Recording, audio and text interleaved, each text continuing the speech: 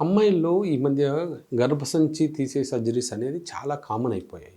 అంటే ఇన్ఫెక్షన్స్ వచ్చాయనో, లేకపోతే ప్రెగ్నెన్సీ టైంలో ఏదైనా ప్రాబ్లమ్ వచ్చిందనో, లేదా క్యాన్సర్లు వచ్చాయనో, క్యాన్సర్ వచ్చే ఛాన్స్ ఉందనో జనరల్గా గర్భసంచి తీసేస్తున్నారు.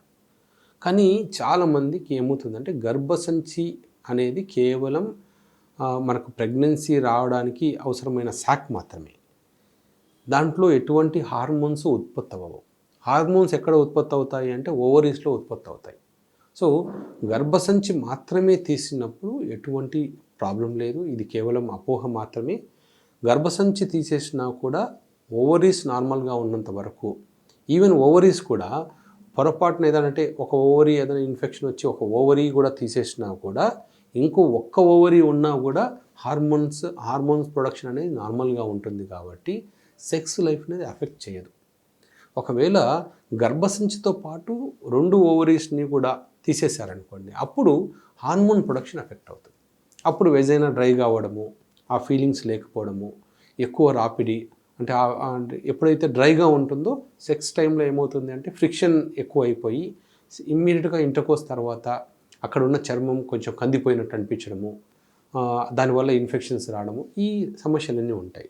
వాళ్ళు కూడా అలాంటి వాళ్ళు ఎవరైనా ఉంటే, అంటే ఆల్రెడీ గర్భసంచితో పాటు ఓవరీస్ను కూడా తీసేసిన వాళ్ళు ఉంటే వాళ్ళకు కూడా లోకల్ ఈస్ట్రోజన్ క్రీమ్స్ ఇస్తారు. వెజనాల్లో రోజు ఆ ఈస్ట్రోజన్ క్రీమ్ అప్లై చేసుకుంటే మన హార్మోనల్ ఇంబ్యాలెన్స్ ఏదైతే ఉందో అది బ్యాలెన్స్ అవుతుంది. అలాగే వెజనాల్లో కూడా లూబ్రికేషన్ అనేది పెరుగుతుంది. సో అంతేగాని ఓన్లీ హిస్టెక్టమీ అంటే గర్భసంచి తీసేయడం వల్ల సెక్స్ లైఫ్కి ఎటువంటి నష్టము లేదు. అందరూ నార్మల్ అమ్మాయిలు ఎలాగైతే సెక్స్ లైఫ్ని ఎంజాయ్ చేయగలుగుతున్నారో వీళ్ళు కూడా అలాగే సెక్స్ లైఫ్లో పార్టిసిపేట్ చేయవచ్చు. ఒకవేళ ఏదైనా ప్రాబ్లమ్స్ అనిపిస్తే అది గర్భసంచికి సంబంధించిన ప్రాబ్లం కాదు, వేరే ఏదైనా హార్మోన్స్ అబ్నార్మల్గా ఉన్నాయో లేదో ఒకసారి చెక్ చేసుకోవాలి.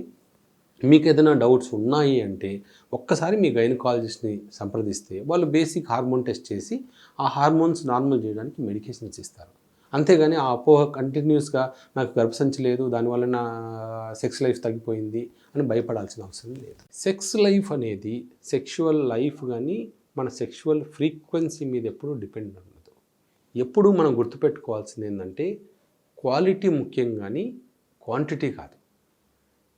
రోజు ఎన్నిసార్లు కలవాలి అనే నెంబర్ అనేది ఎప్పుడూ ఇంపార్టెంట్ కాదు.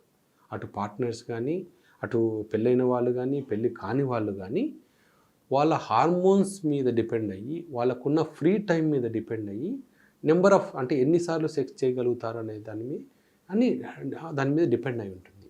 సో ఇప్పుడు కొత్తగా పెళ్ళైన వాళ్ళు ఆలోచిస్తే జనరల్గా ఏంటంటే వాళ్ళకు ఒకవేళ వర్క్ ఆ టైంలో వాళ్ళు చాలామంది లీవ్ తీసుకుంటారు, అది ఒక హాలిడే లాగా ఉంటుంది కాబట్టి, లేదా హనీమూన్కి వెళ్ళినప్పుడు కాబట్టి వాళ్ళ మధ్య అండర్స్టాండింగ్, లేదా చాలా రోజుల తర్వాత అంటే కొంతమంది ఎప్పుడు సెక్స్లో అనుభవం లేని వాళ్ళు పెళ్ళైన తర్వాతనే ఎప్పుడైతే సెక్స్ లైఫ్ స్టార్ట్ అవుతుందో వాళ్ళకు దాని మీద మోజు ఎక్కువగా ఉంటుంది సెక్స్ మీద. అప్పుడు వాళ్ళు ఏంటంటే దానికోసం ఎక్కువసార్లు సెక్స్లో పార్టిసిపేట్ చేస్తారు.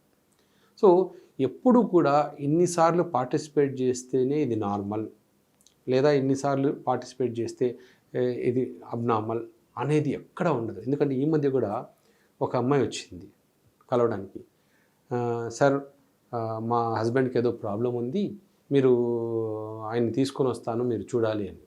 అంటే ఏంటమ్మా ప్రాబ్లం అని అడిగాను. మా ఫ్రెండ్స్ని అడిగాను సార్, మా ఫ్రెండ్స్ చెప్పారు వాళ్ళు పెళ్ళైనప్పటి నుంచి రోజు 5-6 సార్లు కలుస్తున్నారు, మేము ఓన్లీ ఒక్కసారే కలుస్తున్నారు. నేను ఒకటే అడిగాను, అమ్మ ఒక్కసారి కలిసినా మీరు హ్యాపీగా ఉన్నారా లేదా అంటే, కలిసినప్పుడు హ్యాపీగానే ఉన్నాం సార్, కానీ మా ఫ్రెండ్స్తో కంపేర్ చేసుకుంటే నాకు బాధగా ఉంది, అందుకని నాకు నిద్ర పట్టట్లేదు, లేదా మా హస్బెండ్ ఏమన్నా బయట వేరే వాళ్ళతో కలిసి మళ్ళీ ఈవినింగ్ వచ్చి నా దగ్గరకు వచ్చి మళ్ళీ కలుస్తున్నాడా అన్న డౌట్గా ఉంది, నాతో ఎందుకు 5-6 సార్లు చేయట్లేదు అనేది. ఈ అమ్మాయికి డౌట్ ఎందుకు వచ్చింది అంటే కేవలం కంపారిజన్ మాత్రమే. ఈ అమ్మాయి యాక్చువల్గా చూసుకుంటే ఈ అమ్మాయి సెక్స్ లైఫ్ చాలా బాగుంది. వాళ్ళ హస్బెండ్కి ఆయన బిజీగా ఉండడము, ఆఫీస్లో బిజీగా ఉండడం వల్ల ఆయన ఒకసారి వచ్చేసరికి చేస్తున్నాడు, అలసిపోతున్నాడు, అయిపోతుంది.